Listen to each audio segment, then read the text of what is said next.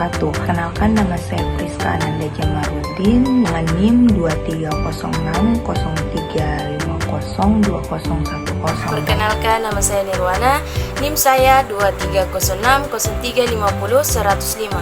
Perkenalkan, nama saya Nafizah Fadia dengan NIM 230603502007. Perkenalkan, nama saya Dewi Sangarayani Andake, NIM 2306450101. Perkenalkan, nama saya Arika Salsabila, NIM 230603501033 dari Program Studi Pendidikan Sosiologi Fakultas Ilmu Sosial dan Hukum.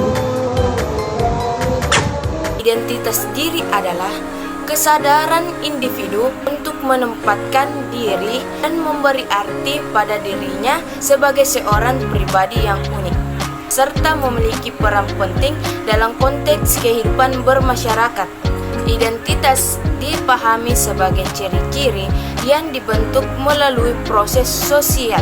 Sebagai makhluk individual, manusia sekaligus juga makhluk sosial.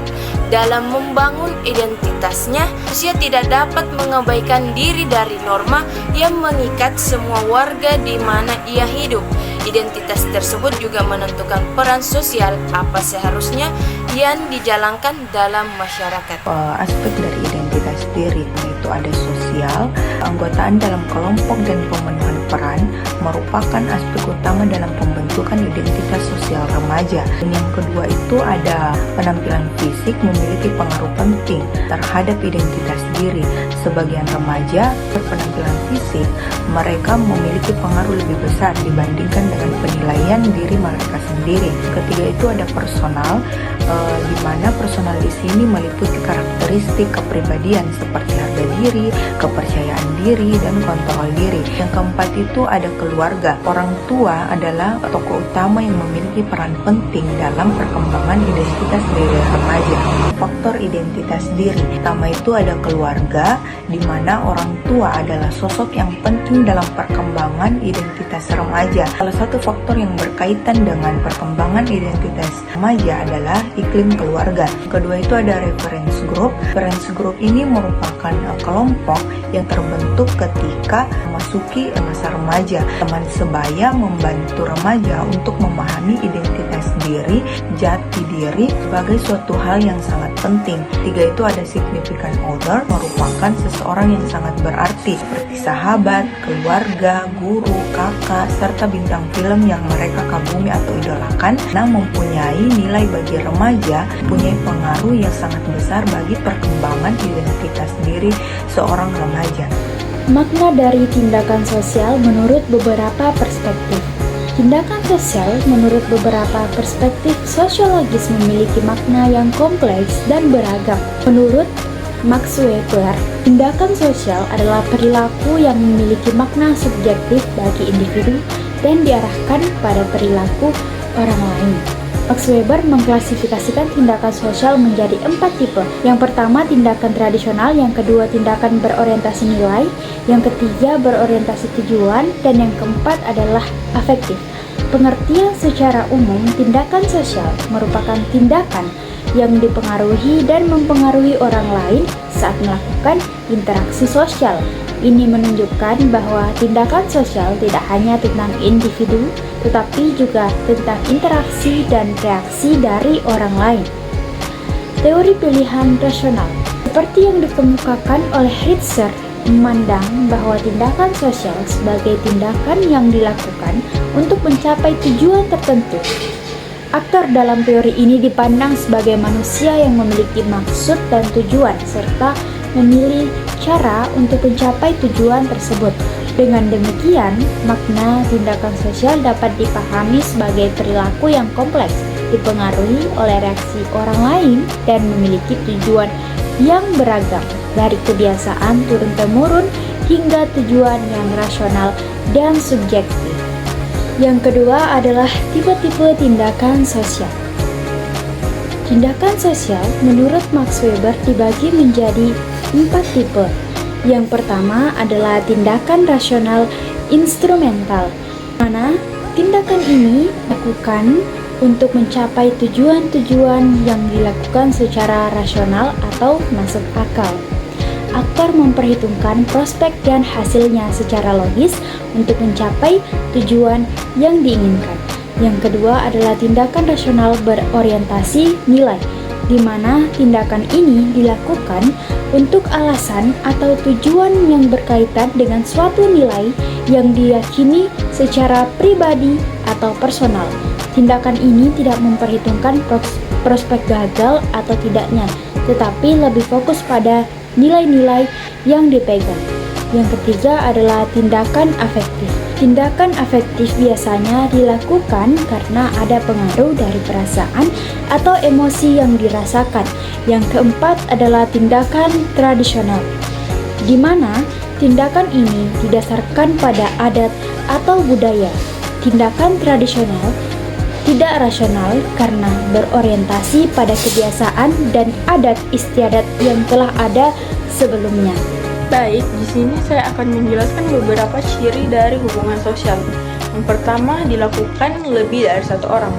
Nah, hubungan sosial dimulai dari komunikasi. Hubungan sosial dapat terjadi jika ada minimal 2 orang melakukan interaksi dalam satu waktu yang bersamaan. Ciri yang selanjutnya yaitu memiliki maksud dan tujuan yang jelas. Seorang melakukan hubungan sosial karena memiliki maksud dan tujuan yang jelas. Apalagi di masa sekarang, seseorang cenderung memiliki sifat individualis, lebih suka sendiri dan tidak mementingkan orang lain, dan tiba-tiba melakukan hubungan sosial karena memiliki tujuan dan sesuatu yang ingin dicapai. Selanjutnya, ciri yang ketiga yaitu dilakukan secara langsung. Komunikasi adalah hal yang sangat mudah untuk dilakukan saat ini karena adanya internet ataupun smartphone. Maka dari itu, jangankan komunikasi dengan orang terdekat, orang yang jauh sekalipun kita sudah dapat menjangkaunya dengan menggunakan smartphone tersebut. Tetapi hubungan sosial tidak dapat dilakukan dengan cara itu. Hubungan sosial dilakukan harus dengan kontak langsung atau bertemu langsung. Selanjutnya, ada pun beberapa faktor-faktor yang dapat mendorong terjadinya hubungan sosial. Yang pertama itu ada imitasi. Nah, imitasi ini merupakan sikap mengenali orang lain, baik itu dari tingkah laku, cara bicara, maupun penampilan orang lain secara fisik. Selanjutnya, sugesti. Sugesti ini merupakan pengaruh yang diberikan orang lain kepada seseorang. Yang ketiga, identifikasi. Identifikasi ini merupakan dorongan yang ada di dalam diri seseorang untuk menjadi sama dengan orang lain, biasanya dengan orang yang ia sukai atau yang ia idolakan. Keempat, simpati. Simpati ini merupakan sikap ketertarikan kita kepada orang lain. Ketika kita mengalami simpati, kita menempatkan diri kita terhadap orang lain tersebut. Misalnya, dia merasa sedih dan kita juga ikut merasakan kesedihan itu. Selanjutnya ada empati. Empati ini bukan hanya memikirkan perasaan orang lain, tetapi kita juga harus ikut terjun langsung untuk merasakan apa yang dirasakan orang lain tersebut. Terakhir ada motivasi. Motivasi ini memberikan kata-kata nasihat atau berupa kata-kata penyemangat kepada orang lain untuk membangkitkan semangat seseorang. Di sini saya akan menjelaskan tipe-tipe interaksi sosial. Dibagi menjadi 2 bagian, yaitu interaksi sosial asosiatif dan yang kedua yaitu interaksi sosial disosiatif. Interaksi sosial asosiatif dibagi menjadi beberapa bagian, yaitu yang pertama kerjasama. Kerjasama di sini merupakan satu proses di mana 2 atau lebih individu atau kelompok bekerja bersama untuk mencapai tujuan yang sama. Nah, yang kedua yaitu akomodasi, usaha untuk mengurangi konflik atau ketegangan dalam hubungan sosial melalui berbagai cara seperti kompromi, mediasi, atau arbitrase. Nah, yang ketiga yaitu asimilasi.